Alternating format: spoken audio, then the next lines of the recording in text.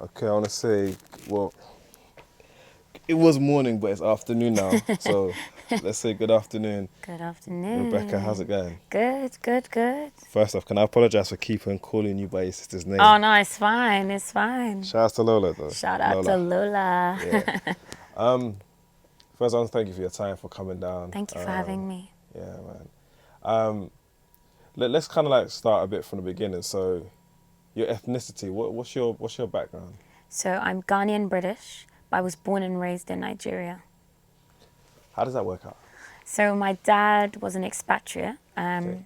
He lived in Nigeria for 50 years. Mm-hmm. My mum moved to Nigeria when she was, I think, about 20. They met, and obviously because my dad was working there, my mum said, okay, cool, we'll have our kids here. And that was their home. It's a good idea, Nigeria. Literally. As a Nigerian, we're going to claim that, you know. Yeah, man. Nah, Nigeria's sick. Loved it. So, I mean, obviously you are, you know, Ghanaian, but I mean, you have a great pull towards Nigeria as well. Yeah, I mean, don't get me wrong. Like, I can speak my Ghanaian dialect. Like, I can speak Tree and stuff. Mm-hmm.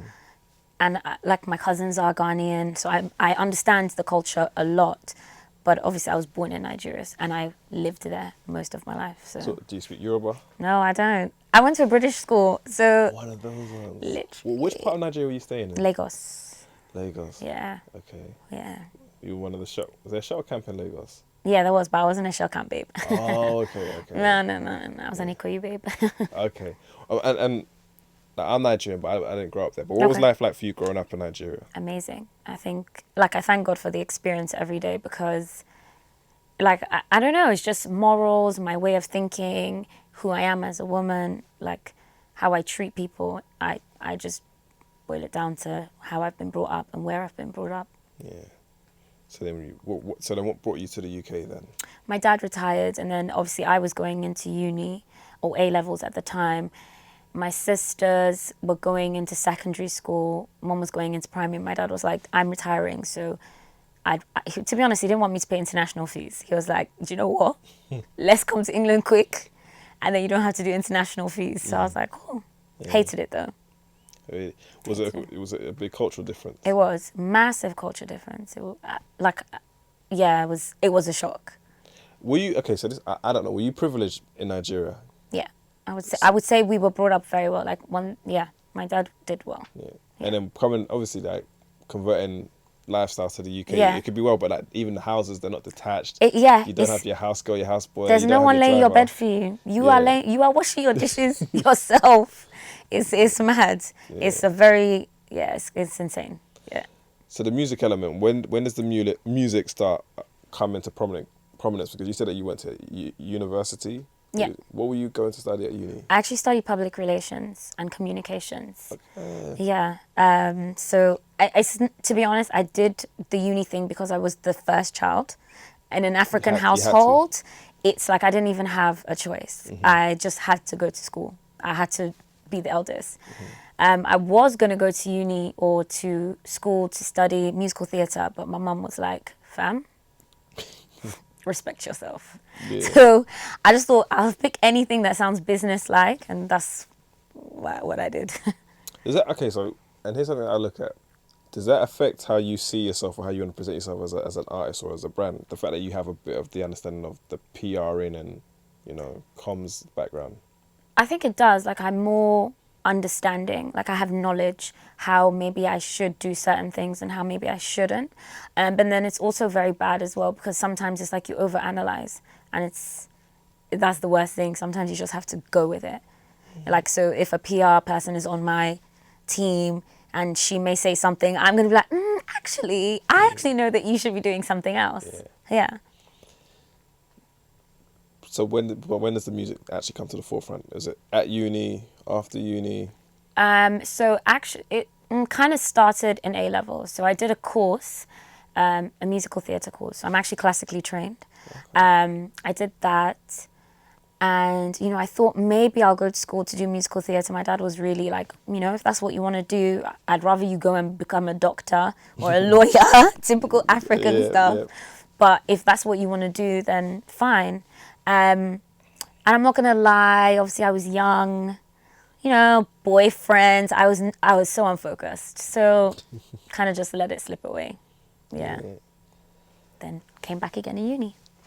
So obviously a lot of people know that how many songs did you have on Krept Konan's debut album? 3. 3. Yeah. So what's the actual, how does that all come together? How did you get into the mix of that? I had started recording music with P2J, sick producer, and one day, I don't know where we were. I think we went out actually clubbing, or we went out to an event, and he was like, "Oh yeah, I'm just gonna go home and record some demos for the Krept Konan album." And I was like, "Oh, let me come. I want to come." This was in his room, so literally I was in my onesie, my PJs, and I just came to studio, and he was like, "Oh, do you know, actually, like, you could record this hook." And it was the I Don't Know hook. It was written by Ari at the time. And Ari Pensmith, right? Yeah, sick. Yeah. And so I did it, and then they sent it to a guy called JC, he mixes and sound music engineer, and he was like, played it to them, and they actually thought it was Jhené Aiko. So they were like, "Yo, no," and JC was like, "Nah, she actually lives in the UK, like she lives in Kent." And that's how it came about. And that's how it was for like all 3 of the tracks then? No, the other tracks, literally, once they heard me on that one, they were like, "Cool, we're keeping that." And then they were like, "Why don't you come to the writers' camp?" And then I went for, I think, 2 days, and they were just like, "Oh, sing this song, sing that song," and my vocals just managed to stay. Now, we were talking about this part earlier. I remember vividly when the album came out, I think it was Lola, because I've known of Lola's music for a whole minute. Yeah. And Lola I think she put up an IG post, and it's like, "My sister's on," it was a really big moment, and I think at that point, none of us really knew who I was, who you were. Yeah. And then it was almost like, okay, maybe she's signed to Play Dirty, maybe she's signed to a label. I thought you were signed to a label, and it's just like, yeah, because I was looking like, why is she getting that much shine? Yeah. She just, like, you never see something like that. Yeah. So from that point on, we're all expecting Rebecca to fly. Yeah. What, in your own words, kind of like, I won't say derailed it, but stopped that type of ascension happening for you? I think it was me. I can't blame anyone or anything else. I think I got complacent, unfocused. I would say at the time, music wasn't my first love anymore. I also lost my dad. So for me, it just wasn't my love anymore. Yeah, and literally that was it. How difficult is it losing a parent? Probably the hardest thing I think I've ever been through. I think you never, especially because like me and my dad are very close, you never get over it. But again, he's my motivation for everything I do. So, do you feel that that's also part of, as you said, why you just couldn't really focus on career? Definitely. I mean, when you're mourning, you're grieving, like everybody acts out. Some people go crazy and go clubbing every day. Some people go drinking. But for me, I just lost myself. At the time I was also in quite a bad relationship. So I think in general, I was just a bit broken. Yeah. And I know the relationship aspect and the emotions that have come from that is going to be displayed in the music. Yeah, definitely. But, for a lot of young girls, and I know it sounds cliche, I mean, what was your situation? Why for you was it bad? And did you stay in it longer than you needed to? How did you end up getting out? Like, what was that whole situation? I was actually in 2 pretty bad relationships. One was for 5 years, and when you're young, you don't know any better, and you always think people are going to change. And then my dad was sick, and he was like, "No, you have to leave. Before I die, you have to leave this guy." So I left. Then I ended up with someone else that was just as bad. And it's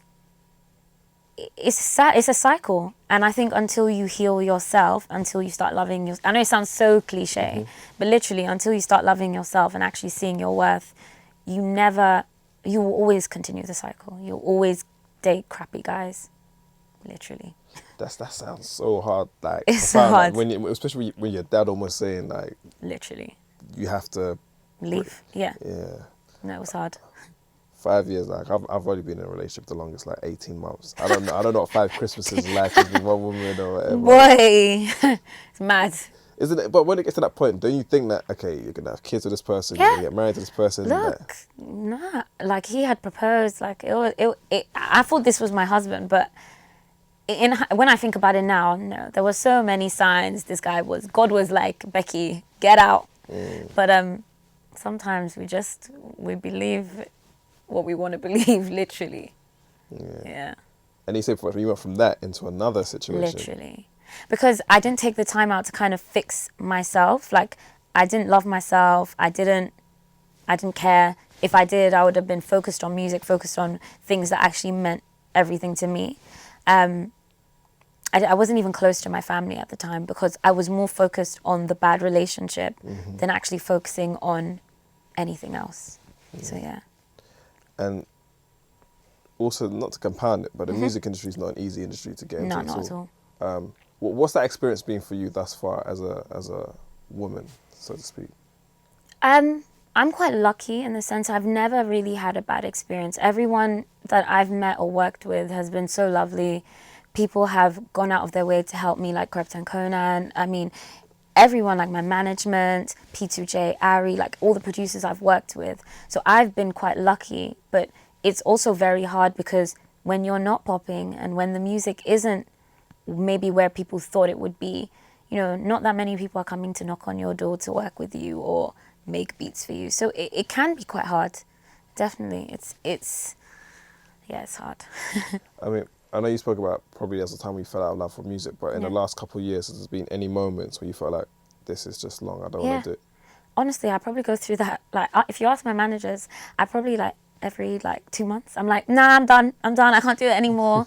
But I'm a woman, so again, I'm erratic, I'm emotional, I don't think properly, but deep down, I know it's never, this is the only thing I want to do. Well, what triggers you then to have those?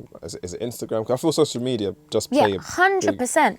Social media is the core. You see other people doing things, you see other people doing well, and you think, why is this not happening to me?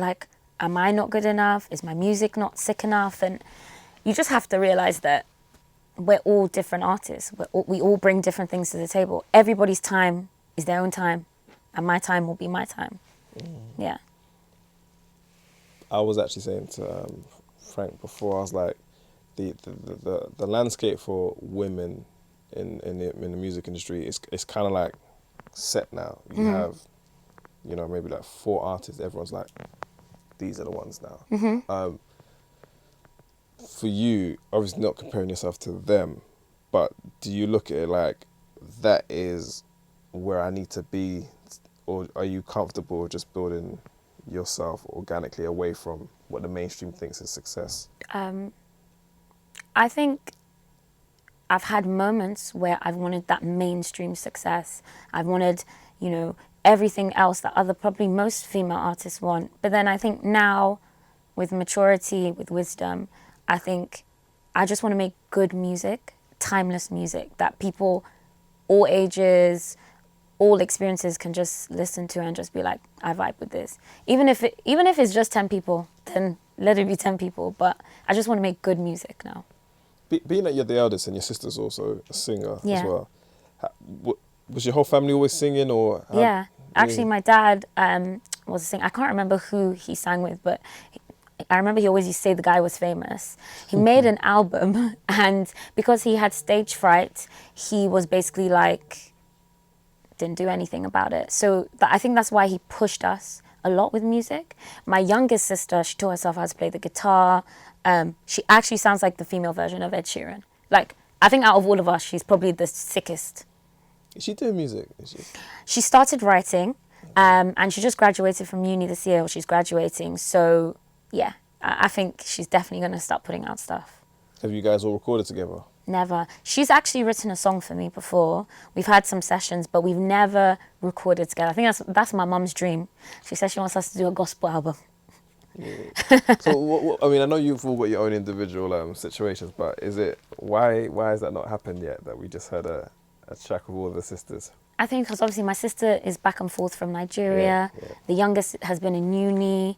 So it's like getting the time to do it. I think now that we're all here at the moment, definitely something that could happen. But we all do different music. Like my youngest is like indie folk. Rachel is, or Lola Ray is Afrobeats, and I'm like R&B soul. So it's very different, but definitely. Here's something I wanted to bring up, and it's not directed at you, but it's something that I know, which I feel happens to women in general, is that they're always held to a higher standard in how they need to look. An example would be like, there's an artist that I knew who used to be signed to a label.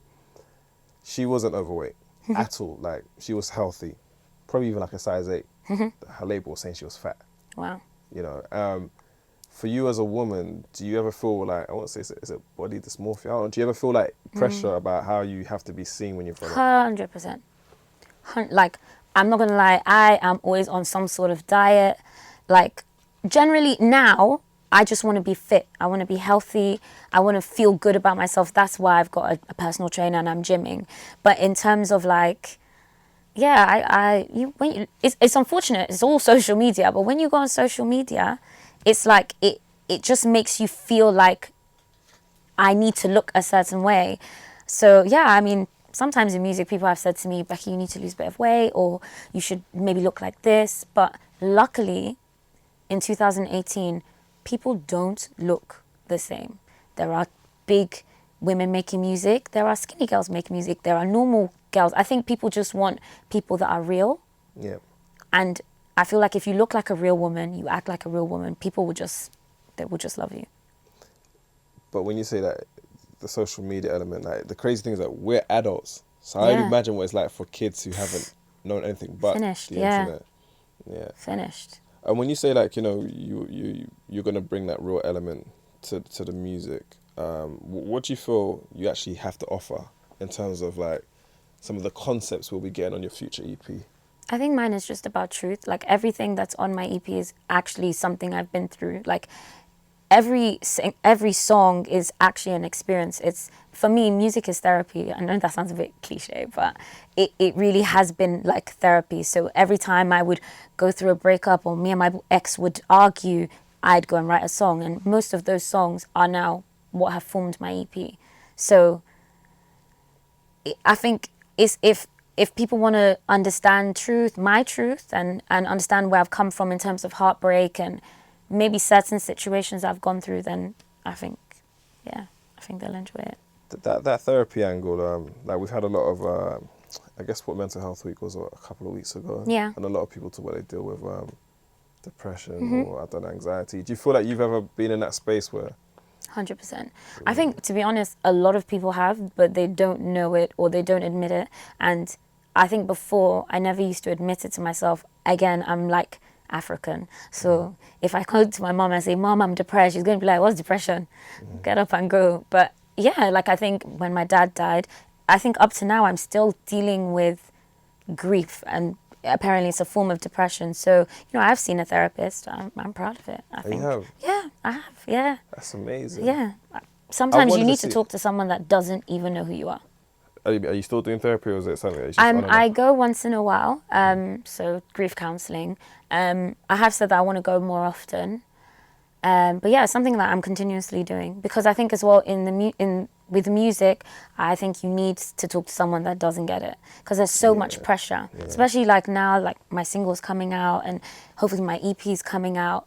I feel pressured. I feel pressured that, like, people have expectations. You know, I haven't decided to go down the 9-to-5 route, so I have that expectation from my mum, you know, my managers, people that have invested time into me. There's that expectation. So it's, you know, it's a lot. Sometimes it is a lot. So definitely, I would definitely go and see a therapist about it. How does the because as you alluded to the 9-to-5, financially, how... Everyone knows the music industry is challenging. It's like you're underpaid and then you're overpaid. Yeah. It's just that. Yeah. So there's no, like... Until you're signed, it's like, yeah. How do you contend with, like, I won't say financial constraints, but just the pressures of, I need this to work, so then this can actually really be the livelihood income-wise, and I can help, you know, because you're the eldest, so yeah, of course, pressure. I mean, I've always done, I'm not going to lie, I've worked 9 to 5 and done music, meaning I haven't slept. And I have actually been sick a lot of times because of not sleeping, like gone to hospital and stuff. Really? So, Wow. yeah, so it's, now I work part-time because of course you have to survive, but it does make me feel like, nah, this has to work, because going to a job that you don't want to do, talking to people you don't want to talk to, typing on a computer you don't even want to be typing on, waking up at 9 o'clock or 6 o'clock to get to work for 9, you're like, nah, this is not the life that I want. I'd rather be waking up at 6 o'clock because I'm going to shoot something or make some music. Like, that's when I'll be happy to be going to work, if you get what I mean. Yeah. Do you reckon you're ready for that type of almost hurry up and wait type of lifestyle? Like, as soon as you things pop, like, your family may not see you for like 6 months. I'm ready. It's fine. Bye. Bye. I'll see you guys later. It's all right. There's a plane. They can always come and see me. Like, we'll make it work. We'll make it work. Are you looking at in the future to maintain independence, or are you looking at like you're gonna need at a certain point a major label to come in and assist you with your career progression? I'd love a major label, but I think right now I'm just easy. I just want to put out my EP. I just want people to hear it, love it, hopefully. I think that's just my focus. If the major label comes, fantastic. And if they don't, I'll still keep putting out music. Did none ever reach out when you were on? Yeah, there a few. No, I have got some interest. I had, yeah, definitely with the Krept Konan album, even now, people here and there. But I think I just want the music to speak for itself before I even tie myself down to anyone. Mm-hmm. Yeah. And I guess moving forward, when the EP comes out, roughly when are we looking at it coming out? Roughly, not an actual date, but probably around July. Yeah. Definitely. And it's my birthday month as well. Woo woo. What, you're Leo? Yes, I'm a Leo. Me too. Hey. Yeah. Yeah. So And coming out. are you still like working with are you still working on new material as well? Like, because I'm sure the EP's done, right? It's done. So how do you then, I won't say motivate yourself to continue recording, but you almost want to see what this this new song. Before you start recording other things, yeah.